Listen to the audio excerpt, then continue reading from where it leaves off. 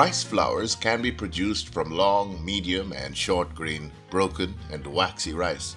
However, varietal differences exist in the protein, lipid, and starch content and the amylose and amylopectin ratios in the starch. The composition of the rice flour will affect chemical and physical properties, some of which include viscometric properties, starch, gelatinization, temperatures, and water absorption. Flours prepared from polished or parboiled rice are popular in baby foods, breakfast cereals, snack foods, unbaked biscuits, dusting powders, bread mixes, and formulations for pancake and waffles. Brown rice flour made from whole brown grains adds a different flavor and chewy texture to baked products. However, flours produced from raw, untreated grains have limited shelf life unless the rice grain is stabilized during the milling of the raw rice. Some benefits of rice flour include ease of digestion, makes it a chosen material for baby foods, a bland taste, sparkling white color. Its hyperallergenic properties allows it to be consumed to people with allergy to other cereals.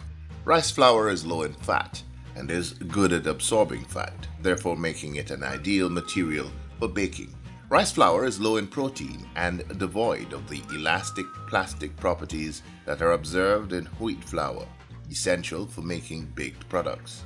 The low protein and absence of gliadin moiety in rice proteins make it an ideal food for people with special health needs, such as patients suffering from celiac disease or gluten intolerance disease, other chronic diarrheal diseases, and conditions needing low protein diets. Rice flour proteins are mostly hyperphobic and therefore resist swelling in water at neutral pH.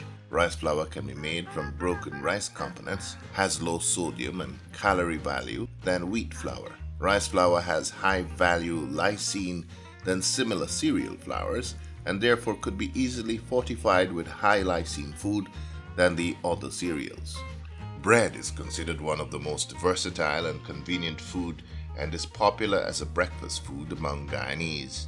The main ingredient in bread is wheat flour.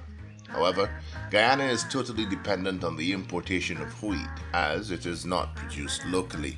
To reduce the cost of wheat import, some countries seek to find other locally available raw materials to be used as a substitute for wheat flour in baking. Several researchers have found that it is possible to prepare breads with acceptable qualities by partial substitution of wheat flour with rice flour.